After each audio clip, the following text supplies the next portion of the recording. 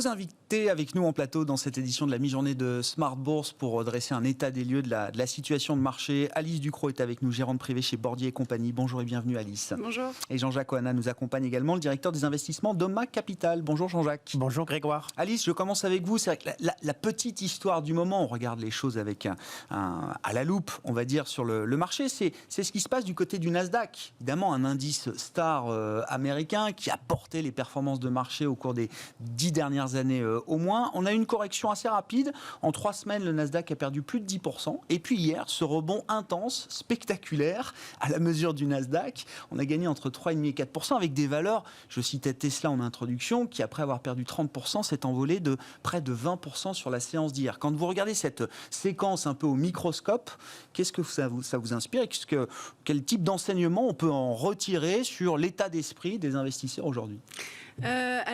C'est la petite histoire du moment, en effet. C'est la petite histoire qu'on regarde quand même effectivement attentivement depuis le début de l'année. Alors déjà, moi je pense que ce qu'on peut en retenir, c'est que la force des convictions, elle est quand même assez volatile, parce que en fait lundi, il fallait plus du tout avoir de tech ni de croissance dans les portefeuilles. Et puis mardi, plus 10 sur certaines valeurs, plus 20 sur Tesla. Alors Tesla, c'est pas forcément un exemple parce que c'est très suivi par des petits porteurs, donc ça crée un effet de flux qui crée un peu des excès, même si on peut prédire alors, Tesla tel cours à horizon 10 ans. Effectivement c'est une valeur qui peut avoir de la croissance, mais il y a de l'excès sur son cours de bourse, mais en tout cas ce que l'on peut dire c'est que Apple c'est plus 4, Amazon c'était plus 3,5, Microsoft est plus 2 hier, voilà.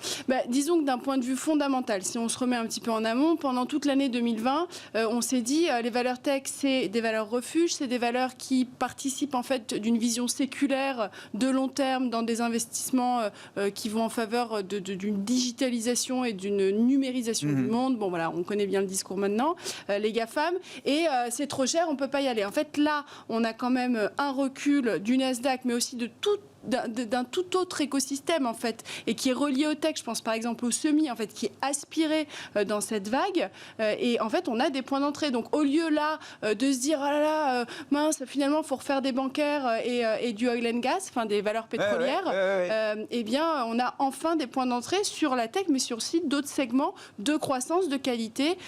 Chez Bordier on est très croissance qualité, on fait de la gestion plutôt long terme, avec des convictions fortes sur des secteurs stratégiques, et donc on voit ça plutôt comme des opportunités. Après il faut rester disons fin par rapport à ce qui se passe d'un point de vue macroéconomique, mais la base de notre investissement c'est de se dire nous nous servons du bruit macroéconomique que nous entendons, mais pour pouvoir se renforcer sur des valeurs qui sont souvent très chères. Oui, c'est ça. Mais oui, parce qu'elles sont porteuses de méga tendances. Effectivement, il y a les GAFAM, mais vous avez cité les semi-conducteurs aussi, alors qui est une industrie qui quand même prend une ampleur de plus en plus importante dans le monde de la tech. C'est vrai qu'il y a la tech digitale et puis il y a la hard tech, et les semi-conducteurs sont évidemment un exemple de cette technologie dure. Un secteur qui prend de plus en plus d'importance, qui a la confluence peut-être de tous les grands enjeux numériques, énergétiques également de demain, et un secteur qui a corrigé également. Comment vous regardez ce secteur ? Qu'est-ce qui vous intéresse dans ce secteur ? Est-ce qu'il y a d'ailleurs des acteurs plutôt que d'autres qui vous semblent mieux positionnés pour capter les tendances de demain ? Ok, ça fait beaucoup de questions. Oui, mais c'est focus, zoom sur le secteur semi-conducteur. Zoom sur le secteur semi. Alors c'est intéressant parce qu'en fait le secteur semi, du coup, il a corrigé dans cette espèce de vague, de marée qui a dit maintenant la tech c'est terminé, on repart sur... Parce que c'était cher aussi ? Parce que c'était assez cher aussi et que ça a très bien progressé, mais d'un point de vue fondamental, ça a tout son sens sur l'année 2020. Donc ça a corrigé. Les semis, pourquoi on est positif ? C'est parce que, comme vous le disiez, c'est, disons, à l'origine, en aval de la chaîne de valeur de nombreuses industries aujourd'hui. Donc ça permet, disons, de se positionner sur des secteurs stratégiques, cycle long. Donc on va voir, par exemple, la transition énergétique, avec des gains de productivité énergétique via l'industrie des semi-conducteurs. Le véhicule électrique, et c'est là aussi où il y a une opportunité, c'est que au-delà de l'intégration des semis dans le hard tech et tout ce qui est digitalisation, on a aussi la mobilité, et donc là on va participer en fait à cette rotation sectorielle qui, je le mets quand même en exergue, on n'est pas dans une rotation sectorielle dans une fin de cycle, on est dans une reprise de cycle, donc en fait toutes les industries vont quand même globalement pouvoir en profiter. qualité. Et donc, dans cet environnement, on est positif sur les semis, effectivement, pour être sur le côté cyclique et en même temps sur le côté long terme. Et c'est en accord avec notre conviction et notre vision long terme. Je lisais ce matin, c'est aussi un secteur, disons, stratégique d'un point de vue géopolitique. Ouais. Alors il y a cet effet pénurie, bon voilà, on pourrait rentrer dans les détails, mais il y a vraiment eu un arrêt sur une chaîne de valeur en 2020 qui fait qu'aujourd'hui, ça se bouscule. Il y a un vrai pricing power, donc une capacité à fixer les prix des entreprises dans les semis.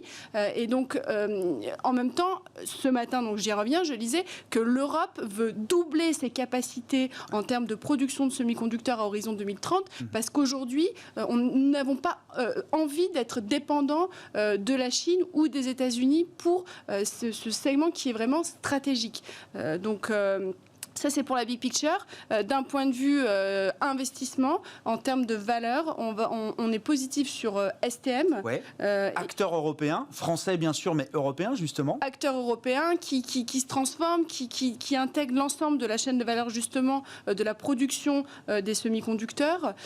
Et nous sommes aussi, parce qu'on a une exposition qui est internationale chez Bordier, donc on va aller chercher des titres en direct en Europe, en Suisse, aux États-Unis, mais aussi sur des acteurs en Asie. Et là, nous avons un des grands leaders qui est TSMC, qui a eu un parcours exceptionnel, qui a corrigé. Et là, très clairement, on est constructif parce qu'on se projette. Ouais.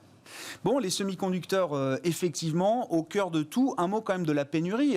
Je veux dire, ça donne un avantage à cette industrie incroyable. C'est une pénurie qui est liée notamment au secteur automobile, je crois, Alice. Oui. En grande partie. Qu'est-ce qu'on peut dire de cette situation ? Est-ce que c'est une situation qui va se normaliser ? Je trouve que c'est assez emblématique du choc de croissance qui va arriver pour un grand nombre d'industries. Il fallait protéger nos secteurs, nos industries en 2020. Là, il va falloir quand même accompagner la croissance. Oui. Ce qu'on voit dans le secteur des semi-conducteurs, on va le retrouver peut-être dans d'autres secteurs quand la demande va se réveiller de manière spectaculaire au fur et à mesure de la réouverture des économies. L'utilisation des semi-conducteurs, en fait, elle va être d'un point de vue, elle va accompagner la numérisation de notre monde, mais elle accompagne aussi la transition énergétique comme je le disais. Et donc, dans le secteur de la mobilité, donc, qui est en partie disons, incarné par les producteurs automobiles, l'intégration de semi-conducteurs de plus en plus fins et de plus en plus large en fait, dans l'éventail d'applications, que ce soit pour l'économie d'énergie et donc les voitures électriques, mais aussi dans toute l'économie des secteurs, en fait, des capteurs. Oui, voilà. Bien sûr. Des capteurs de la voiture. Et donc, pourquoi on a eu cette situation de pénurie ? Parce qu'en 2020, mars, fin du monde, tout s'est arrêté. Nous n'avons pas prévu la réouverture. Et donc, l'industrie automobile étant une industrie qui fonctionne sur des flux tendus, il y a forcément une pénurie qui s'est mise en route parce qu'on a mal prévu. Et en plus, il y a eu une demande accrue d'un point de vue équipement, tech, hard tech, pour accompagner le stay at home et toutes ces tendances qui se sont développées pendant la période de confinement. Non, mais c'est quand même incroyable. C'est l'exemple quand même d'un retour tellement fort de la croissance pour ce secteur automobile qu'on en vient à être limité dans sa capacité de production aujourd'hui quand on n'a pas prévu effectivement ce retour de la demande. Dans les grands mouvements de marché aussi, je voulais peut-être qu'on dise un mot du dollar, Alice. Là aussi, vous disiez, Bordier est international. Vous avez évidemment une exposition large, j'imagine, aux actions américaines. Le dollar, contre toute attente, est en train de repartir à la hausse. On avait marqué un point bas fin décembre, début janvier sur l'indice dollar face à un certain nombre de devises. Et on voit depuis quelques temps un dollar qui se raffermit, ce qui est l'inverse total de ce que prévoyait le consensus de marché en début d'année.